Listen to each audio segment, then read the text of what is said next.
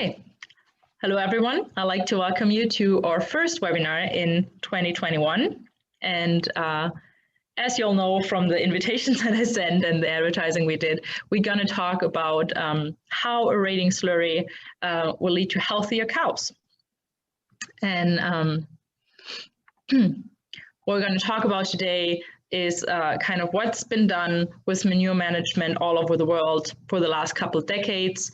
What are the problems and risks of that for your cows? What's like kind of the downfalls of that system, and what could be a solution in aerating slurry? What does it change and what are the effects on your farm? I just want to briefly introduce myself. My name is Nele Schermeier, and I'm a veterinarian from Germany. I'm based in Wisconsin, United States now. That's where I am right now. And I work for the company AgriComfort for 2 years already. But like I said, I'm a veterinarian, so I went to vet school. And before that, I was actually a dairy farmer and did dairy farm training in Germany for 2 years. And here with me today is Rhys McLoughlin from Dairy Power. And Rhys, I would just ask you to introduce yourself and tell us why it's you that's talking to me today. No, thank you, Nele, for that. So yeah, my name is Rhys McLoughlin, Sales Director here at Dairy Power Slurry Management Systems. An agricultural background was where I was sort of born and bred, really, with my grandfather roots being, farming as well. So spent a lot of my teen years on farm, actively on hand, and as soon as I left school, went straight into selling, really, and being lucky enough to travel a good part of the world at this stage and to meet some fantastic farmers along the way. That's great, Rhys. Okay, I just saw in the chat that there is a question on the terminology, and I just want to pick this up. So the word slurry, Rhys, you can explain probably better. That's really like a British term, right? For British and European term, really, yes. And then if you go over to sort of the States and Canada, manure is the more of the terminology over there. But slurry and manure, it's so I just wanted to bring that out of the way right away. Like dung, slurry, manure, we're really like talking about like the liquid mixed phase of like feces and urine that you would keep in a tank. That's just correct. To clear that terminology up, maybe. Yeah, okay, great. Okay, let's dive into our topic.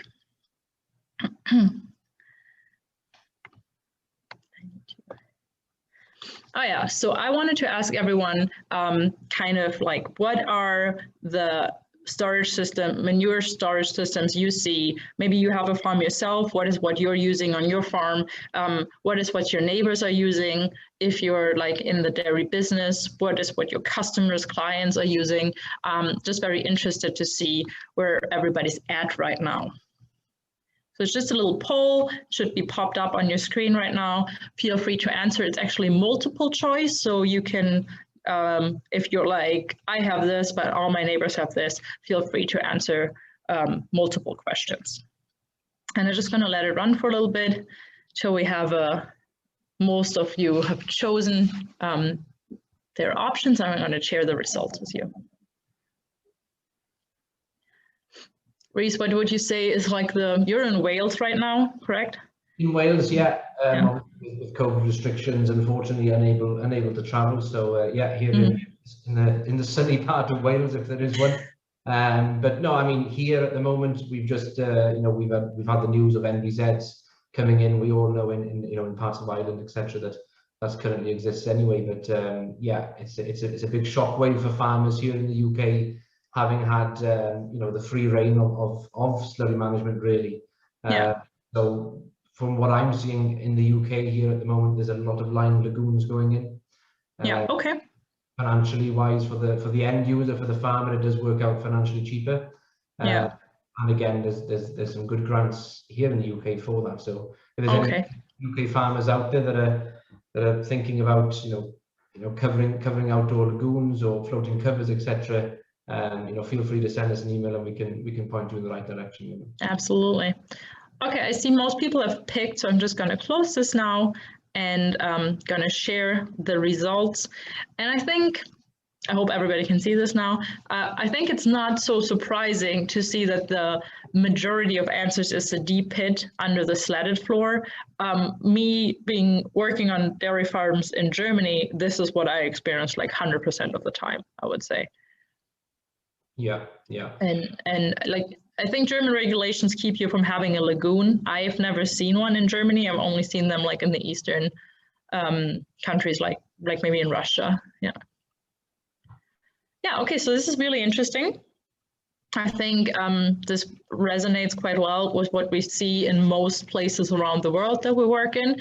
And like you said before, there's really, maybe if we like say like separated manure and methane digesters, that maybe a separate topic, but the top 4 answers that we got here are really systems that your system could help out with, right? Yeah, that's great. So that again, as you said, then it all depends on what part of the world you're in. Yeah. You know, through the Midwest there in America, you're going to see a majority of deep pits. Reversal to that, you go to the Ukraine or Russia, you're going to see a lagoon. So it does really depend on the climate and where they're farming mainly as well. But no, that was sort of pretty much what I was expecting back. Yeah, me too. Absolutely. Okay, well, let's talk about it. So as we saw, a lot of people answered that the deep pit kind of is a classic, or is what they're seeing, or then the lagoons, and I would call that the classic manure storage. So the manure piles up in the barn, it's either been scraped out or goes through the slats, and then it's just been put into one kind of like container of some sorts, and it's stored there till its time is coming to go into the lands. So what's happening there is with that manure just like going in, and we said before, it's a mixture of feces and urine. So it has like a certain dry matter content. Dairy farms will be different from like beef farms and stuff like that. But what they all have in common, it's like a liquid with dry matter kind of like floating in it. And if you have it sitting for a while, it will settle, meaning that it will separate into the kind of like solid parts floating on the top and the liquid settling on the bottom. And this like floating part will form a hard crust. Anybody who's been on a dairy farm, I'm not telling any news, everybody knows this, and this is a very common picture that I'm showing here. But the problem with this is that we see those like plaques here and those little like gaps in between it, because it's still, the crust will seal the liquid phase and make the liquid underneath, because there's no oxygen exchange between the air and the liquid phase anymore. There will be a buildup of dangerous gases from the anaerobic bacteria living in the manure, breaking apart the urea from the urine mostly, and building up gases like methane and ammonia, and they will kind of conglomerate, accumulate under the crust, and when then those like cracks happen and it pops open, those gases kind of erupt in a big bubble all of a sudden, and they are very toxic. And as we can also see, this is a problem if we want to put this out on the fields. And again, any farmer knows this, we can't pump this. If we put a pump in it, we would just suck out the liquid phase from underneath and the solids would stay, but we want it all to go out, and we want it all to go through the pumps into the tank and not create a problem at any point. So we need to agitate it before we can actually spread it. And that usually happens with a tractor with a mechanical agitator attached to it that's like lowered down into the tank, it swirls it around, and just before pumping. And again, in that moment, the crust breaks open. All of that like accumulated gas in that moment is coming out. So we have a lot of like a high concentration of those toxic gases that were kind of trapped under the crust coming out in that moment of agitation. And what's the problem with that? Because we saw the top answer, it is the deep pitted or the deep pits under the slatted floor. The usual situation is the cows are actually living here right over that stored manure and right over that area where the bubbles of high amounts of toxic gases are erupting. And that can be very dangerous for the cows. Also, there needs to be somebody who's operating that tractor and that mechanical agitator. So somebody, human, farmer, that is right there when those bubbles erupt and are there. So it's a very tricky, dangerous situation that nobody really loves doing, because I think I'm gonna go into stories like that, but we hear it in farm news and on the newspaper all the time, that there is actually lethal accidents happening. And the other aspect of it is what the noxious gases that that are evaporating then into the environment, it's kind of a double loss, because it's an emission, it's a greenhouse gas. We don't want it to be in the air and in the environment. It's what gives agriculture also a very bad reputation. We heard about it a lot, that beef farming creates so much methane, and it's really bad for the environment. But the other fact is also, we don't want it in the air, we want it in the ground, because it's actually very good for our plants, it's food for our plants, it's a fertilizer we want, and it doesn't help us at all if it's gassing out of the tank and just poofing away, literally. And we want it in the slurry, we want it then to bring it into the soil to be available for our plants. So double bad, kind of. I need to move us around a little bit here. Sorry for that. So the consequences of this kind of classic manure storage is that it's stressful for the cows with the gases that are coming out of the slurry during mechanical agitation. In some cases, it's even so bad we have to move them out of the barn, out of their comfortable environment, away from their feed, because maybe we have to put them in a little pasture or something like that, so they're not eating the feed that they're supposed to eat. The other part is that it's, like I said before, it's very risky for farmers and livestock, and it can actually lead to lethal accidents of livestock, or even worse, people dying. And it increases our costs in artificial fertilizer, because, like I said before, we're losing that ammonium. When we look at this cycle here of this very reduced version of a nutrient cycle in a farm. So we have nutrients from the forage that go into the cow, it's fermented in the rumen and all of that. She poops it out again, and then we put this manure back onto the fields, and we kind of want to recycle them the whole time. And the only really thing that should be going out should be the milk. But what's really happening is that a lot of that nitrogen that we were putting into that cow is airing out, poofing out of the tank, literally, and it's leaving the cycle, and we have to put it back as fertilizer here, and that costs a lot of money. And all of that leads to overall reduction in soil and forage quality, because this is way better fertilizer. It's not only cheaper, but it's also better for the soil and the plants, because it has more organically available nutrients in it than any fertilizer that you could buy. So all of that is kind of the consequence of that classic manure storage system. And we thought about it a lot, and this is why I brought Rhys into it today to talk about what he thinks dairy power can bring to us with their solution. So yeah, I mean, back in the early 90s, John O'Donovan, the founder of Dairy Power, and his son Pat started to develop an aeration system. And back until, wasn't even, what was it, say 10 years ago, until the dairy campus took hold of the product, Dairy Power was selling the system as an air agitator to save the dangers of agitating. And Dairy Power didn't know what was actually happening to the slurry. It was only since then we've done many data trials to see that yes, we are reducing ammonia and giving better air quality. We are increasing ammonia nitrogen within the slurry, and these would play big effects on the return on investment on the product. So once installing the aeration system, it takes all the labor out of any agitation. There's no planning, there's nothing. The safety aspect of it as well. I mean, you go and speak to a farmer himself, and and he'll say, oh, you know, we're seeing savings on fertilizer, we've got better P&K, and you then turn to the slurry contractor, and I'll ask, you know, I'd often ask the question, you know, what benefits do you see? And he said, for us, it's safety.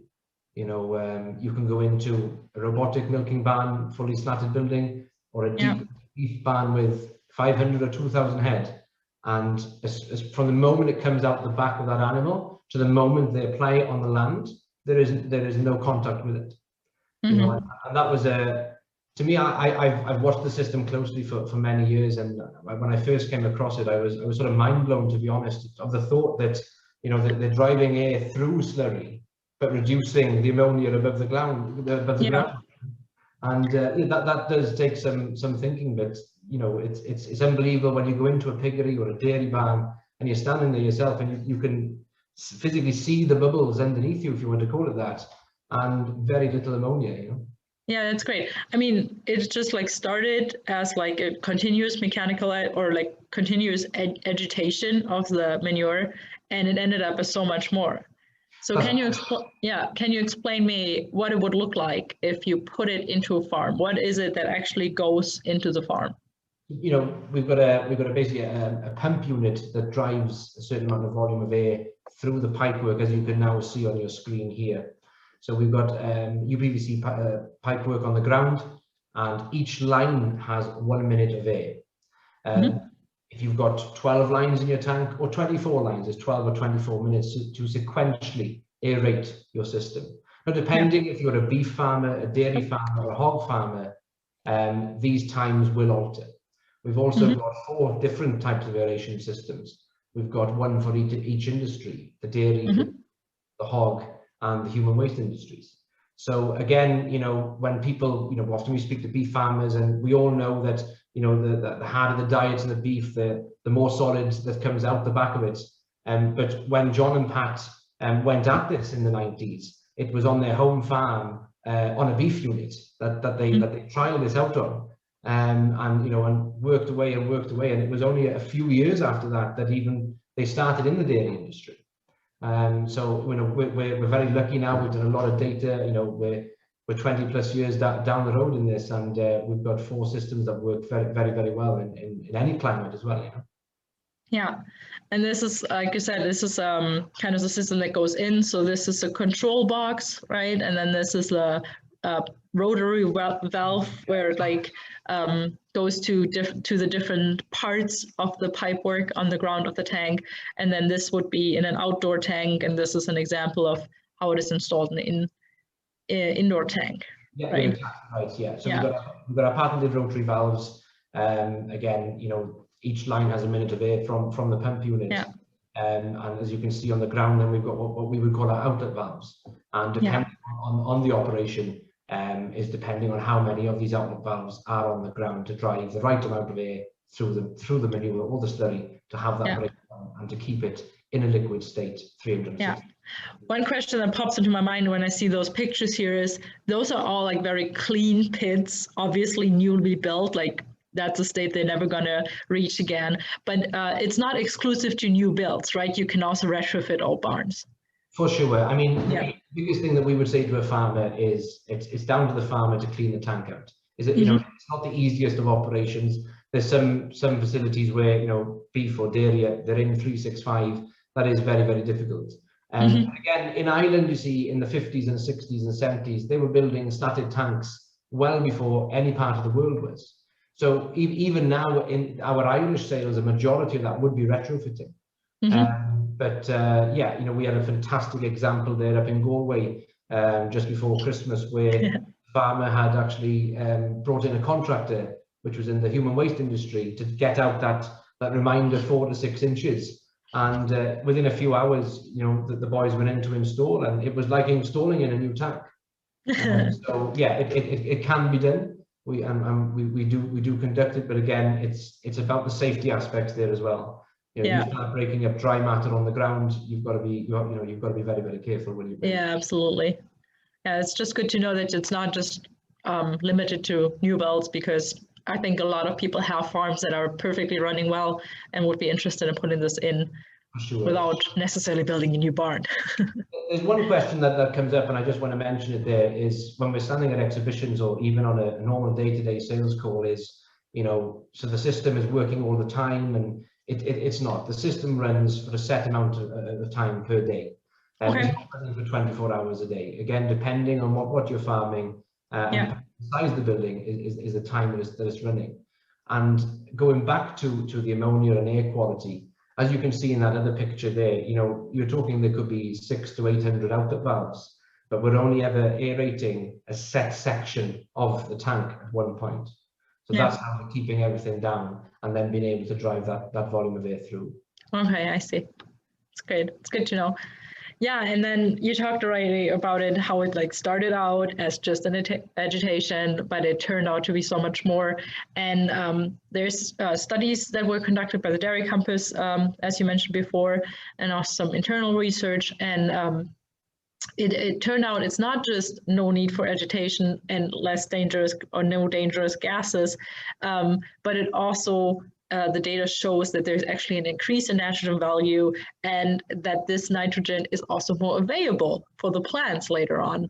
And as this graph is showing, that we have significant increases in this, and that is that's very powerful, because that doesn't just mean that you have like better slurry, you can use less of it, and you can technically use it on a bigger patch of land. You buy less fertilizer, so you get a better regrowth rate because it's more organically available. It actually helps build the soil level, the humus layer that your plants can like draw nutrients from, and leads to more palatable feed. It's like, I can just imagine that John and Pat were like drawn away when they all found this, and we're like, what? We're like, we tried to do an agitation system. This is what we created? Like, that's pretty impressive.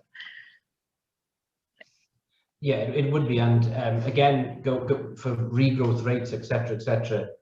From the personal experience that I've seen, and I like obviously any customer that buys, you go and revisit them and catch up and keep in close contact. And it was only what was it, a couple of months ago, we had a farm, one of the first farmers in Wales to actually install the system around 9 years back. We called down to see him, and you know, the results that farm has seen is unbelievable. They'd had a private slurry company in to do some slurry testing and some soil testing. And on the east side of the farm, he's got quite a large tank with our aeration system in, and has been applying aerated slurry for the last 9 years. On the west side of the farm, he has an outdoor lagoon that he agitates manually with a tractor. And you can clearly see the regrowth difference in grass and the quality in P and K in the soil from aerated slurry being applied for the last 9 years to just conventional, you know, mechanically driven slurry out to the land. And it's being able to apply that nutrient value, being able to apply that on the land when the plant needs it. Yeah. You're not having, you know, 3 or 4 minutes of really good slurry, and the next minute you're just hauling water. Yeah. The tractor can't keep up with you that's in the pit, or the sixth. Absolutely. And it's, I mean, this is not proven yet. I feel like it's a very new technique. There's still, or relatively new technique, and there's still a lot of like studies that needs to be done, and like real like data that need like. Soil biology is interesting. It takes years to build up, and it's hard to really grasp what's happening there. But I think there's going to be a lot of interesting studies that are about to be conducted about like what's exactly happening inside the soil with the microbia there. How are they metabolizing everything? I know a big topic is like phosphor. I mean, this is not magic. We're not sucking something out of the slurry. There's still going to be a high phosphor content in your slurry, and that's what it is. But just think about the logic of it. If there's nitrogen is usually the limiting factor because the plants need most of it. And if you have more in it and it's more available, you need overall less cubic meters of slurry that you put out per hectare of grassland, for example, which will also automatically reduce the amount of other nutrients that you put out, and over the time will also reduce that content in your soil. And you said it before that farmers like did their own like soil testing, and there was just like differences in all the nutrients, not only the nitrogen. Oh, for sure, yeah. And one thing about nitrogen is that we found with farmers is, you know, year 1 and year 2 and year 3, you can see that they're buying less and less nitrogen fertilizer. When they're coming into year 5, 6, and 7, the amount of nitrogen fertilizer they're buying is almost nothing. Mm-hmm. You know, that is a huge factor for aeration system. Yeah, it's great. Yeah, and we talked about it before. I mean, AgriComfort is all about cows, and we're talking now a lot about like the kind of benefit of like from an economical standpoint on a farm, but it really, everything profits from it, including the cows. So if we say we have a better grass regrowth over the years, I also think, and it's more palatable, so we have an increase in like in how much forage we can harvest from our fields, and also in the quality of the forage that we can harvest from our fields. That is huge. A cow is a ruminant. It's not a pig or a chicken where it's just simply a question of how good of grain quality and how much grain you're buying to feed them. It's really about the forage that you're growing on your farm. That is the base of a cow's nutrition, and that is the base of how well she's doing and how much milk yield she's having. And as a veterinarian, I can just assure you, there's a lot like related to the quality and amount of forage you feed your cow every day. And if you can go get your growth rates to increase from the same fields you had before and make it better, always do it. Like there should be nothing that holds you back from it, because that is going to be so huge for your cows. And now when we look at these 2 cycles, like this is the kind of like classic storage that I was talking before. You saw this picture before. So we have a lot of like ammonia loss here out of the manure. So we have normal, let's call it just normal grass growth, because that's what everybody was experiencing over the last couple of decades. And if we aerate the slurry, we will have a more continuous spread out over time, low amounts of ammonia concentration that's leaving the manure, but also overall less and more biological available nitrogen going into the soil, making for better grass growth. That was actually also found in a study, and that all helps. Like this cycle it's kind of like a spiral that goes up from here on, because you're improving one part of it, you're improving all of it. And Rhys, I always like to ask my guest speakers here to talk about their real life experience, about what their customers experience on their farms. And you told me this story pretty much in the beginning after we met, and I thought it was very impressive. So please tell me what this farmer experienced. The reason I chose that we chose Cowan Hill Farm there in Lancashire is Frank and his family have been farming there for generations, on slats, farming around the 2,000 head mark. And you know, slurry has been an uphill struggle, and still is and was until we installed the system there. And Frank went ahead and bought this there last year, and he rang me himself when they were extracting for the first time, and just was blown away by how he could reverse in the tanker and just extract. Before this, he was having to take the animals out of the building, lift up slats to make sure there's enough air, add water, spend a day agitating. You know, but at this time, these animals are out on the field, so they're losing live daily weight gain. Every day they're out, they're losing. And you know, both myself and Frank worked it out. But from the time they were taking the animals off the slats, doing the agitation, taking out the slurry, bringing the cattle back in, it was almost a 7-day circle. Mm-hmm. So those animals then back to the daily weight gains to when they came off was another 3 to 4 days. Yeah. So it was 10 working days from the time that they were taking out the slurry to the time that animal was coming back to where it was before it left. Yeah. And you know, it was quite a shallow pit there, and they've extracted, I think, 3 times now. And even the contractor has said, you know, it's a system that is very simple, but it works very, very effectively. You know, and yeah, it's a great example to use, because dairy farmers, beef farmers will look at a dairy farm and say, oh, you've got much more water in there, or if aeration in a robot building, oh, there's loads of water coming from the robot and it's much easier. But again, as I mentioned previously, we have the different systems to suit the different animals. Yeah. So yeah, and again, he's seen better regrowth rates. And where he's actually situated, his land is all around him, and you could see just by the color quality of the slurry. He actually had photographs on his phone of patchy slurry from a couple of years ago. Mm-hmm. And now it's just one uniform color. So no, he was a very, very happy farmer, and as he said, that he's actually completed the second tank there now as well, which is great. But for him personally, it was safety. He was petrified of the dangers of agitation. That's why the animals were going out, and the ease of labour and planning. If those guys want to take out 5 loads on a Wednesday afternoon at 2 o'clock because they finished their chores, they can. You just hook up and go. And that's that's a big thing to say about a beef tank, or a dairy tank. Mm-hmm. Yeah, I think a dairy farmer will understand this. I mean, it doesn't mean that it's not bad just because they're not dying from something. So maybe a dairy farmer wouldn't be like, hey, I don't have to move my cows out when I'm like agitating, but maybe they should, because it's still a lot of noxious gases in the barn that, like, just because they don't tip over dead doesn't mean it doesn't harm them. A dairy cow is should be in production a lot longer than a beef cow and ever is, and all of those gases are going to go into the lungs, going to hurt the lungs. Anybody who listened to my webinars before knows that I'm emphasizing on this very much. Lungs don't grow back. Lung tissue doesn't grow back. Once it's harmed by noxious gases, it's only the body's only going to repair it and make it scar tissue.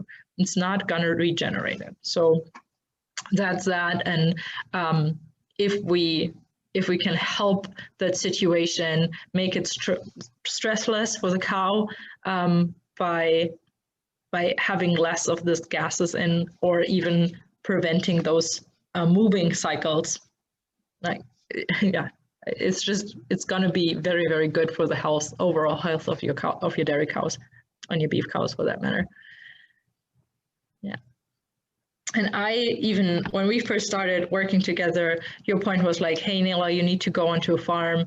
And you found me a farm relatively close to where I was traveling at that moment. I was in the Netherlands, and in like kind of the northeast of the Netherlands, Overijssel. It's a farm called the Dieselhof. I don't speak Dutch, it's probably wrong what I just said there. It was a very nice farmer, and he installed the system, I think 3 or 4 years ago, if I remember that correctly. And he built a new add-on to his barn.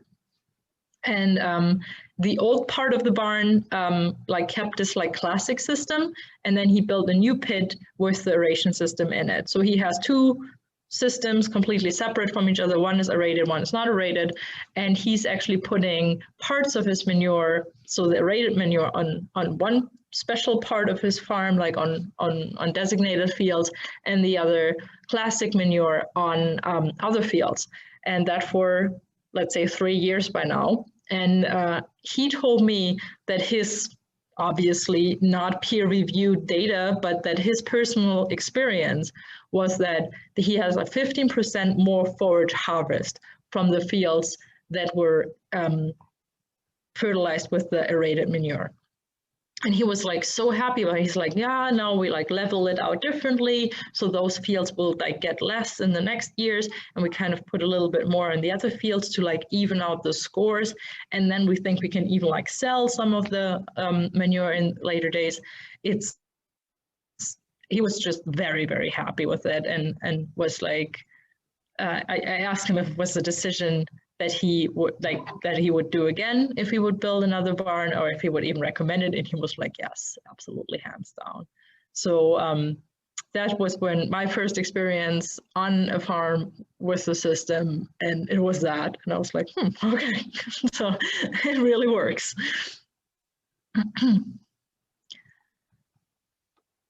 Yeah, so like I said before, I feel like we talked a lot about what is the return on investment, what is like, how does this help reduce your fertilizer costs and all, but it all comes back to the cows as on a dairy farm, especially it's the producing unit of your cow. Those are the animals you want to keep healthy, and this is what we wanted to focus on in this webinar.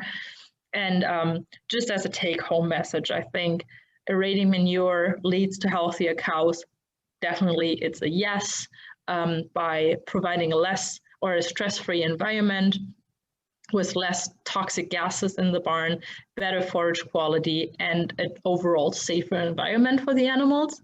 But there's also a lot of added benefits. And if we look at that little nutrient cycle, I also feel like that could also be like a farm cycle, like happy farmer, happy cow, profitable farm, happy farmer, happy cow. It all is a big system. It's almost like an ecosystem where everything like belongs together. So I think if that peace of mind for the farmer, where he doesn't have to plan out time to mechanically agitate his tank and like have the headache of the risk that comes with it for his animals and himself, that helps a lot. It helps saving fuel and labor in the agitating, which is hard on the machines. They need the agitator and all of that. It's not like that was for free before. So all of that, yes, it is a hustle to install it. We're not going to minimize that. But once you've done it, it's done. And that was all you have to worry about from that point on. Okay, well, Rhys, I feel like we already have a lot of questions. So let's go into the stuff that the people really want to know about. Okay, so you just kind of go along and pick what you want to answer in which order. Just be aware there are also quite a few questions in the chat section. Okay, 2 seconds there now.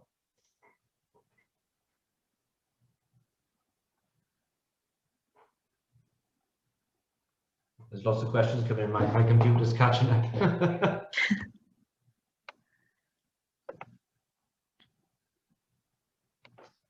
I'm stuck on my side here, Nele. Okay, you're stuck. Okay. Well, well, there are quite a few questions about like how to retrofit a tank. Like, do you need to actually take the cows out? You were already saying that's a problem for dairy farms that have them in every day of the year. What is kind of your experience with that? Can you run us through the retrofitting process? I think that answers quite a bunch of questions already. Yeah, we'll go back. It's a question that we get every day. You know, it's a very common question that we would be asked. Retrofitting, if you're going to install it, the first day is always the best. It's the easiest for the install crew and etc. etc. But if you've already got a slatted barn, yes, we can retrofit. It does just come around to a bit of planning. And as I mentioned about the Galway farmer there are other options by going in with a bobcat yourself or with diggers. You can bring in third parties that can help. That was a real eye-opener even for us to see what that gentleman did in the space of 4 hours with the cleanliness of that tank. The only thing that I personally would stress on is the safety behind it. You know, you can't see it and you can't smell it. So, you know, when our fitting crew would go into any retrofit, we would be wearing, you know, gas detectors, just as a safety element, really. So, I mean, again, if you guys have got any questions or you think that this system could be a benefit to you and you're already farming dairy, even robotically, or you're farming beef, you know, send us an email and some pictures and let's see. Are you turning out, you know, are you doing like a bed and breakfast scenario where there's a 2 or 3 week window where you're extracting the slurry? You know, there could be time, but again, when you're retrofitting, it just comes down to the planning. If you plan it right, it can run very, very smoothly, very, very smoothly. Okay. Yeah, I agree. We have one chat comment here from our friend Rhys from Spain, and he said it could have really been done in like 1.5 days with like good planning. I worked on dairy farms before. I understand that 1.5 days is a long period of having the cow somewhere else, and it is by any means not simple. But like you said before, everything can be planned and be accorded for, and then from their point on, there's a lot less hustle with everything going on. So farmers are, in my opinion, farmers are one of the like ingenious people around the world. They find a problem, and they can find a problem that they can find a fix for it. Yeah, it can be done. Another question. There was another question on if it can be done with any kind of bedding. And I know we've run into this before too. So what's your stand on that? Like organic bedding versus like sand bedding? Yeah, so any sort of sawdust bedding, or that's no issue at all. And with sand, we're currently running trials on sand bedding. Again, as every farmer here would know, there's many different variants of sand, and before that comes anywhere near the commercial market, we need to know ourselves that there's going to be no issues for the end user on that. But any sort of mattress bedding, any dry matter bedding, sawdust, anything like that, absolutely no problem whatsoever. Yeah. There's another question here that I've just picked out. Does the system aerate 24 hours a day? We did touch on it very early on in the webinar, but it's a very, very common question. The simple answer is no, it doesn't. Depending on how big your operation is, to depending on what type of farm you are, typically the system would run between 2 and 4 and 4 and 6 hours a day. That depending if you're in the hog industry, the dairy, or the beef industry. And these are run at set times, because here in the UK and Ireland, we have cheaper electricity rates at night. So of course you run it at night, and so just little things like that. But again, feel free to, my direct email address is on the next or the second slide after this one. If you've got any questions, feel free to reach out on an email. We've got some fantastic videos and explainer videos on the system, and if you have any questions, just fire them at us, really. Yeah, absolutely. Here's another question. I think came earlier on, we kind of talked about it. It's about, do we like kind of blow out the noxious gases, or like how do we actually do that? My understanding from it is that because you put in actual oxygen and you break up, first of all, you break up the barrier between the outside air and the liquid phase, but you also bring in air that contains oxygen and that like then bubbles through the slurry. You change the whole like oxygen level of the manure that's in your tank, which will promote a completely different biome. So completely different kind of like family of bacteria living down there. And the more anaerobia you have, so bacteria that like the kind of environment without oxygen, they produce a lot of gases themselves. So they metabolize the nutrients that are in the manure into something that's in a gas state, and that then traps under the crust and leaves. But the bacteria that actually operate with the oxygen present also use that oxygen in their metabolic processes, and they make more soluble and solid states of metabolites that then stay inside the slurry, because it can't go anywhere as long as it's not in a gas state. So that is kind of the answer there. We're not just agitating, we're actually biologically changing what's happening in the tank. Yeah, and there's a question on, have we seen any improvements in animal health? Is there any data on that? What can you say about that? As in data to animal health itself? No, it's something that we're actually currently conducting at the moment. It's something that, again, as I mentioned, until the dairy campus there came to us and we started running these trials, is when we figured out that what we were doing with the slurry. So we're moving on to that stages now, and I can say personally that the results that we are seeing is very good. And of course, as you said, you can't repair lungs, and that's that's a big thing. Okay. I think you can see the questions now. Maybe you just pick out what you...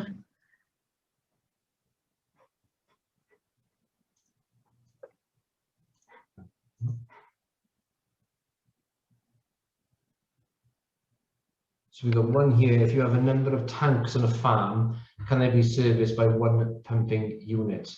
And how far away can the pumping system be from the tank? I presume that question is around the pump that we're driving the air from into the lines. And the answer is yes. We'd have many farms all over the world where there could be 100, 200 foot differences in buildings.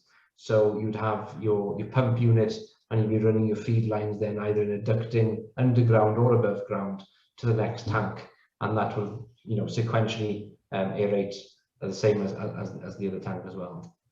Yeah. Yes. I think this is a very smart question about, like, when you empty the tank, do you need to leave like a little layer of manure so the pipework is always covered, or can you empty it out completely? You know, we would always say to leave a little bit at the bottom, but of course, you know, farmers want to get their slurry out on the land, and if it's good value slurry, they want to make the most of it. So there's most of the cases it's extracted to the bottom, and you start it over again then. Here's a question about the lifespan. So where's your stand on that? Like, how long does a system like this work and live? So again, we go back to the 90s. The first ever farm that John and Pat sold, I visited myself, and I believe there's a few people on this webinar that have been there as well. And that system is still in working order today, still aerating slurry, with little to no service costs. Once a year, you have your annual service, and that's it. And that's over 20 years old and still in very good working condition. We'd have hundreds of systems at 15 plus years old and still working away with no issues.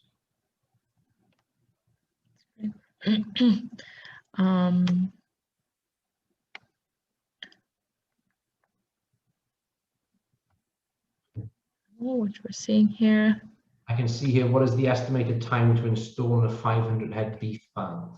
So again, if it's a new build, relatively, you know, it's more straightforward than retrofitting. I know we've touched on it already, but again, it's down to your local dealer and how many men you put on the job. But you need to be allowing sort of 4 to 5 day install time on that, between work coming out of the tank and the wiring of the control panels, etc., etc. Yeah, but it's like you said, it's more a manpower question, and that there are really steps in it that require like curing or something like that. So if you put more people in it, if you have a dairy farm that needs to be done in one day, it's a question of how many people do it. That's it. It's hands on deck and away you go. Yeah. I understand that. Okay. Yeah. So there's a question about, no, go ahead. The same person here actually asked how the pipes held down to the floor. That's a very, very good question. So we use stainless steel, basically clips that are drilled into the ground. And as you can see from the previous slide, I think it was slide 4, how many of these clips are actually in. We, in over 20 years of selling the aeration, have never been back into a tank to replace pipework. That is the crucial part upon installation, whether it's a new build or an existing building. The installation, as simple as it may sound, drilling, you know, a stainless steel bolt into the ground with a cover, it's very, very important. Yeah, and I think along with that question is like, how do you solve this problem with lined lagoons? With lined lagoons, whoever does your lagoon lining, it's called basically rubber vulcanizing or rubber welding. The same way as they would join the liner together is we put straps over the pipework and basically weld rubber vulcanized both sides of the strap to hold the pipework in place. Yeah. Okay, I think maybe we can do one more. Let's look in the chat too. Oh yeah, there's a question about silage. If something like that gets into the system, I guess a big plus on this point is that we don't really use mechanical agitation. So it's not a problem that the silage is like getting wrapped in something and like actually destroying a pump or a mixer or something like that. Question whether or not it's breaking down is probably how much time you give that bacteria to work on it. So I would say generally, yes, it's breaking it down, but if it's a big ball of like very compacted silage that will take a long time. And I think there's no straight answer to that other than it won't create a problem. Yeah. Okay, well, I'm a little conscious of the time here, and I think most of the questions are answered.